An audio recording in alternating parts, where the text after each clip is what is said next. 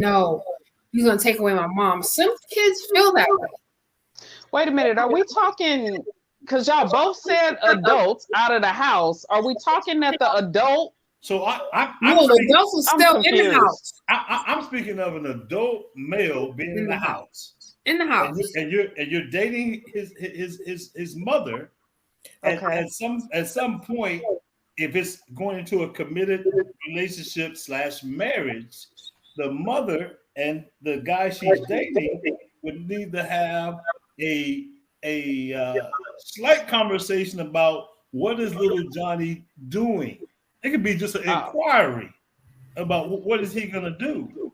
Because if the man is going to potentially propose to her, he's not wanting, more than likely, he's not wanting to take on little Johnny if he don't see little Johnny's not doing anything.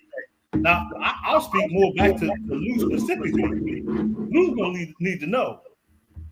What is little Johnny doing? Is little Johnny going to become the manager at Burger King? Is little Johnny going to go into the service? Is he going to school? What is he doing? Because if I'm looking at you as my potential committed relationship / wife, this ain't going to work for me, little Johnny, in the house like this. And that's how a lot of men feel. It's not going to work. So at what age do you start to worry about that? Now, if the child is 15 and 16 and 17. Remember, I said he's out of high school. Okay, so I understand that point, because if he's out of high school and you guys are talking about marriage, then also on the flip side of that, the man should not be worried about where the son gonna go. He need to be worried about where that woman coming to. Uh-oh. Don't worry about where the son going, because that's not your responsibility. Let's go with that. See? You saying that's Lou Casa over there? Is that what you saying, Lou? Now then, little Johnny, he can't come here. At that point, you have that right. But if you're talking about, where your son gonna go and I'm coming there, you don't have that to worry about. So that conversation is this way. Your son cannot come with us. Now, I'm concerned about what's going to happen with him. Because if I'm going to marry you and you're going to come live with me, then I don't want your grown son to come. That's a conversation that a good woman would understand.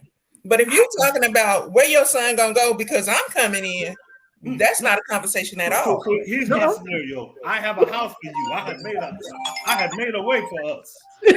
I'm sorry, what'd you say, Luke? I have made a way for us. You come here. But that's why conversations have to be had.